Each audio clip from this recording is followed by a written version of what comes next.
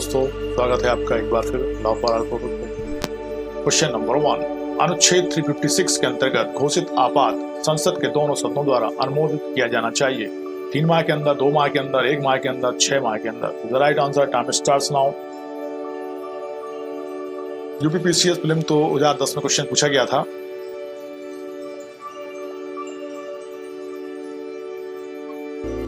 Right answer है सी, 2 माह के अंदर।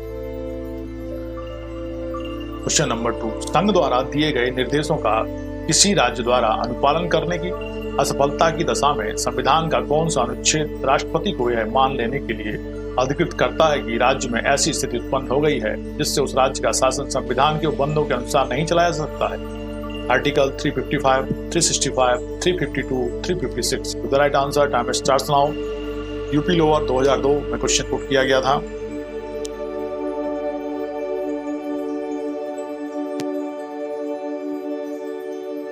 Right answer C, article 365। संबंधित प्रावधान सुनेंगे 1 मिनट में। अनुच्छेद 365 के अनुसार जहां इस संविधान के किसी उपबंध के अधीन संघ की कार्यपालिका शक्ति का प्रयोग करते हुए दिए गए किन्हीं निर्देशों का अनुपालन करने से या उनको प्रभावी करने में कोई राज्य असफल रहता है, वहां राष्ट्रपति के लिए यह मानना विधिपूर्ण होगा कि ऐसी स्थिति उत्पन्न हो गई है जिसमें उस राज्य का शासन इस संविधान के उपबंधों के अनुसार नहीं चलाया जा सकता है।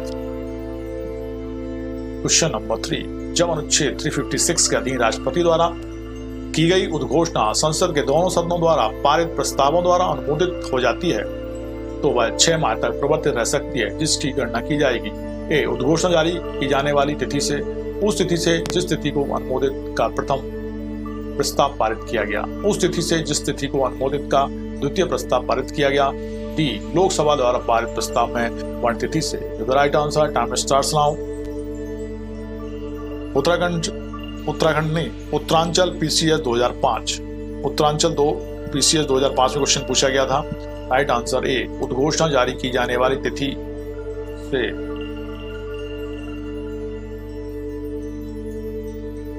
संविधान के अनुच्छेद 356 के अंतर्गत राष्ट्रपति द्वारा जारी की गई राज्यों में राष्ट्रपति शासन की उद्घोषणा के 2 माह के भीतर संसद के दोनों सदनों द्वारा अनुमोदित किए जाने के पश्चात उद्घोषणा 6 माह तक प्रवर्तित रहती है।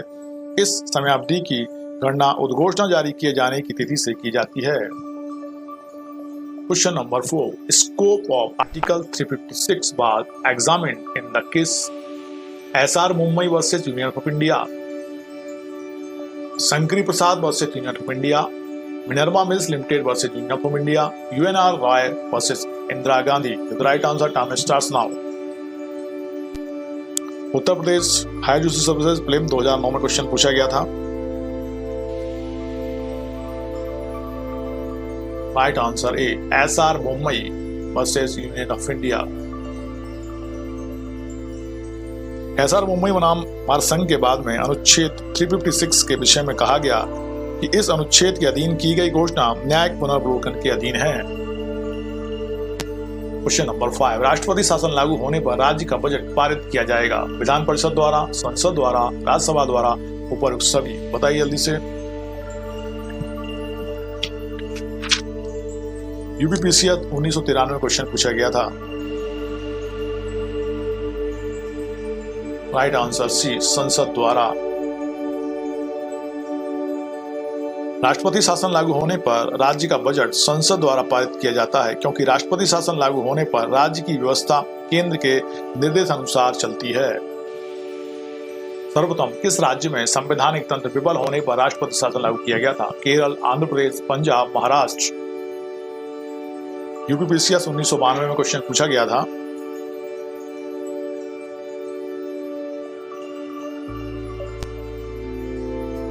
Right answer B, Punjab. अनुच्छेद 356 का प्रयोग कर राष्ट्रपति शासन सर्वप्रथम पंजाब राज्य, पेप्सू राज्य में लागू किया गया। यह वर्ष 1951 में हुआ था। 7, राष्ट्रपति शासन की अधिकतम अवधि है 2 वर्ष, 1 वर्ष, 6 वर्ष, 3 वर्ष। The right answer, time starts now. UPPCS 1992, 2003, Chhattisgarh civil जज 2007। राइट आंसर है डी, 3 वर्ष। 3 ईयर। संविधान के अनुच्छेद 356 के अधीन जारी की गई उद्घोषणा किसी भी दशा में 3 वर्ष से अधिक नहीं होगी, किंतु पंजाब राज्य के लिए अवधि 64वें, 67वें एवं 68वें संविधान संशोधन द्वारा बढ़ाकर 5 वर्ष तक कर दी गई थी। क्वेश्चन नंबर 8, भारतीय संविधान के अनुच्छेद 356 के अंतर्गत राष्ट्रपति शासन राज्य में किसी भी दशा में 28 साल से अधिक प्रवर्तन नहीं रहेगा। 1 वर्ष, 6 माह, 2 वर्ष, 3 वर्ष। Right answer Madhya Pradesh higher judicial services prelim 2016, Uttarakhand civil जज प्रीलिम 2009। राइट आंसर डी 3 वर्ष, जैसा कि अपन ने ऊपर वाले क्वेश्चन में देखा था। क्वेश्चन नंबर 9, भारतीय संविधान के अनुच्छेद 356 के अंतर्गत राष्ट्रपति शासन राज्य में किसी भी दशा में 3 वर्ष से अधिक प्रवर्तन नहीं रहेगा। रिपीट हो गया है क्वेश्चन। क्वेश्चन नंबर 10, निम्नलिखित में से कौन सा कथन वित्तीय आपात के संबंध में सही नहीं है? राष्ट्रपति राज्यों को वित्तीय संपत्ति की एक निश्चित विधि का अनुसरण करने को कह सकता है। बी, राज्यों को राष्ट्रपति के विचारार्थ धन विधेयकों को संरक्षित रखने के बारे में कहा जा सकता है। सी, राष्ट्रपति राजस्व के सामान्य बंटवारे को निलंबित कर सकता है। डी, राष्ट्रपति सिविल सर्वेंट का वेतन घटा सकता है परंतु न्यायाधीशों का नहीं। Right answer time starts now. Bihar PCS junior prelim 2009।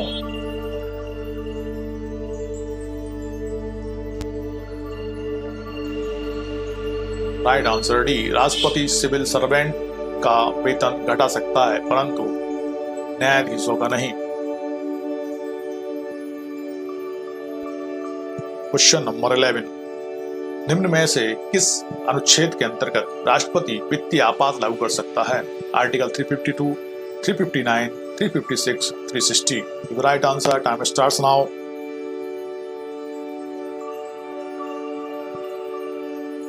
UPPCS 2007, MPAPO prelim 2009।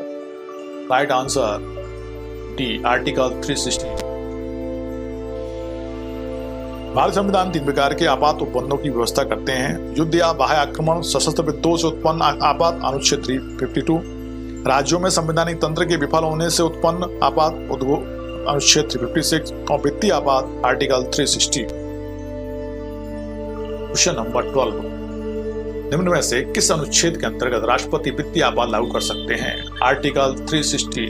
Repetition हो गया है इस क्वेश्चन का, आगे चलेंगे अपन। क्वेश्चन नंबर 13, वित्तीय आपात उद्घोषणा का अर्थ है उद्घोषणा जो की गई है संविधान के अनुच्छेद 352 के अंतर्गत, संविधान के अनुच्छेद 356 के अंतर्गत, संविधान के अनुच्छेद 360 के अंतर्गत और उपरोक्त सभी। Right answer time starts now. Jharkhand civil जज प्रीलिम 2012।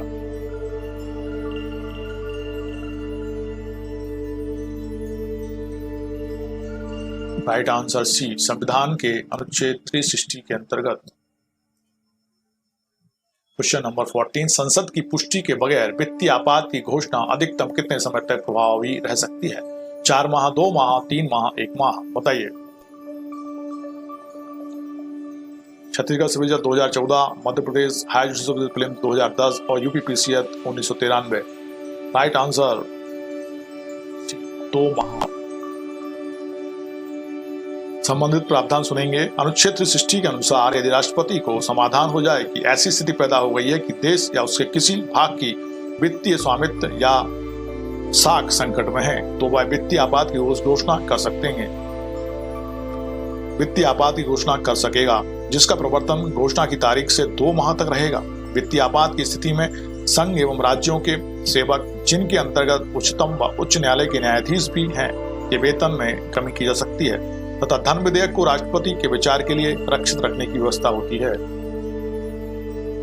क्वेश्चन नंबर 15, निम्नलिखित बातों में से किस बात में उच्चतम न्यायालय ने यह निश्चित किया है कि न्यायिक पुनर्वलोकन का क्षेत्र निर्णय लेने की प्रक्रिया में कमी तक सीमित है, न कि निर्णय में? ए, रामेश्वर प्रसाद बनाम भारत संघ। बी, उप राज्यपाल राष्ट्रीय राजधानी क्षेत्र बनाम वेद प्रकाश। सी, दक्षिण बंगाल राज्य परिवहन निगम बनाम संपन्न कुमार मिश्रा। डी, उत्तर प्रदेश राज्य बनाम Siyaram. The right answer time starts now. UPPCS prelim 2009।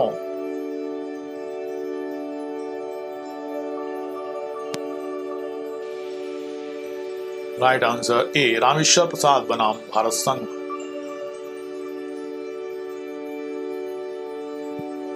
Rameshwar Prasad बनाम भारत संघ के बाद में उच्चतम न्यायालय ने यह निश्चित किया है कि न्यायिक पुनर्वलोकन का क्षेत्र निर्णय लेने की प्रक्रिया में कमी तक सीमित है, ना कि निर्णय में।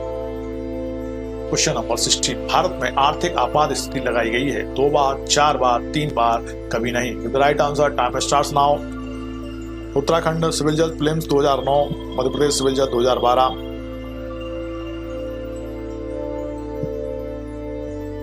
राइट आंसर डी, कभी नहीं। भारत में आर्थिक आपात स्थिति अभी कभी भी नहीं लगाई गई है। क्वेश्चन नंबर 17, भारत के संविधान में संशोधन अनुच्छेद के खालिस्तान के तहत किया जा सकता है। 356, 309, 368, 360। The right answer, time starts now. Chhattisgarh civil जज 2016, MP ADPO प्रीलिम्स 2009, UPPCA 1992। Right answer B, article 368। भारतीय संविधान के अनुच्छेद 368 के अंतर्गत संविधान में संशोधन का प्रावधान है। अनुच्छेद 356 में राज्यों में संवैधानिक तंत्र के विफल हो जाने की दशा में उपबंध है, और अनुच्छेद 309 में संघ या राज्य की सेवा करने वाले व्यक्तियों की भर्ती और सेवा की शर्तों के संबंध में, तथा अनुच्छेद 360 में वित्तीय आपात के बारे में उपबंध है।